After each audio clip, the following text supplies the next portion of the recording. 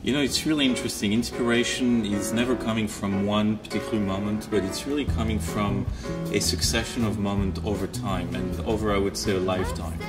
And the inspiration for this place, for Yelo, was really coming from my own background. Growing up in Tunisia in the 70s, where AC did not exist, where people took naps because it was just too hot to work during certain hours of the day, to my business trips in Asia and particularly in Japan, and being in the corporate world in New York and being under constant pressure and constant stress, and I really felt that need for a refuge.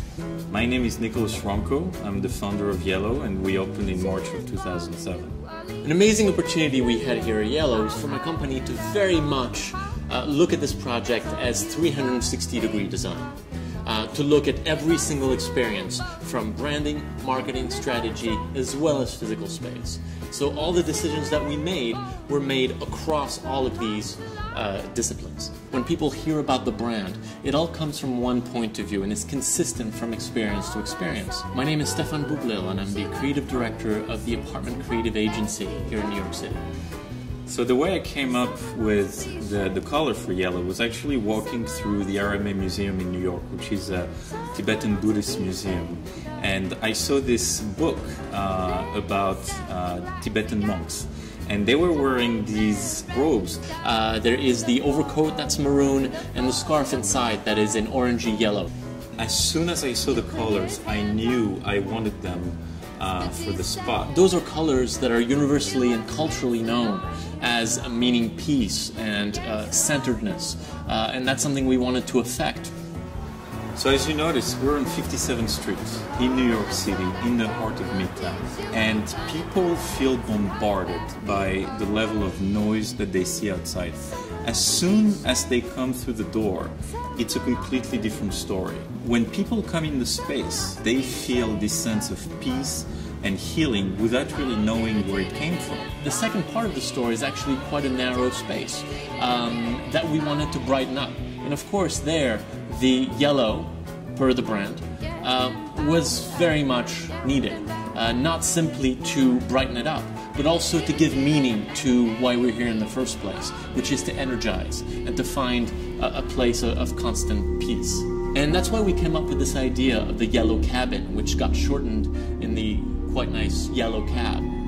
So from that whole idea of treating adults like little kids came the idea of the nap. I wanted to create a place where they could come back into their cocoon and almost feel like they're in their mom's belly.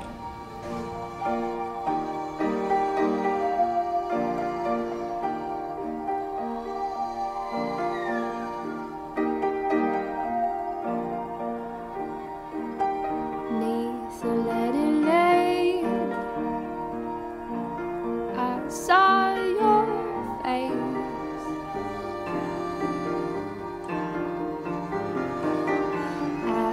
ashen and pale as you walked away, and I stayed behind. My inspiration about reflexology really came from my own experience in Japan. After a week where I was really totally exhausted, I ended up taking a half-hour reflexology, and in just 30 minutes I had felt like I was, taking a 3-week vacation. And it was a true epiphany for me. Can you recall the lurid scene, savagery? The sea beast, belly up by beast, twice as long as a 7-mast ship. They took him apart with pliers in the cold. Oh, they took him apart, and we took several days. And they took him apart, and the townspeople came and since Saturday away.